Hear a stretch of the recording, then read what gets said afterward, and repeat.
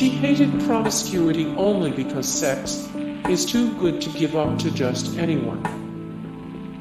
Considering a lavish sexual life to be immoral, promiscuity was something that Rand looked down upon. To her, it was not something to give up to just anyone, it's just too good to give up to the masses.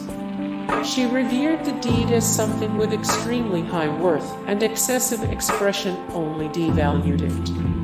However, Rand was used to having her own flings, seducing younger men while married and inviting them over a few times a week. While she boasted that sex is the most important thing in a man's life, she became furious with lovers for having their own affairs and excommunicated them from her social circles. A sexual relationship is proper only on the ground of the highest values one can find in a human being. Sex must not be anything other than a response to values. And that is why I consider promiscuity immoral. Not because sex is evil, but because sex is too good and too important. She's still destroying people's sex lives. Although philosophic and feminist in nature, Rand's writings have an exceedingly toxic effect, promoting self-gratifying and selfish morals, especially in love and sex. Those who become infatuated with her writings sometimes turn into completely unbearable partners influenced by her views of greed and indulgence. Her writings have been described as toxic, narcissistic, and sociopathic, the opposite of caring or morally compassionate. She was physically and emotionally degrading to her partners. While Rand and Brandon were having an affair, the specifics of their relationship were moderately private. However, Rand presented her abusive side when she became displeased with Brandon's own external affairs. She verbally shamed and harmed him. After an adequate amount of verbal humiliation and curses, she slapped him twice, leaving large welts across his face. After the whole escapade, she kicked him out, going as far as to kick his wife out along with him, claiming that she paid too much attention to her personal life and betrayed her by not telling her about Brandon's other relationships sooner. She was a sexual mind reader. Rand was confident that she could tell everything about a person, specifically a man, just by their turn-ons. She believed that what a man finds attractive depends on his personal values and self-esteem, attaching deep meaning to a man's sex and love life. Rand was sure that their lovers would expose their desires on a fundamental level, claiming that a man's lover is a reflection of his deepest desires and true vision of himself. This type of woman would uncover his entire philosophy of life.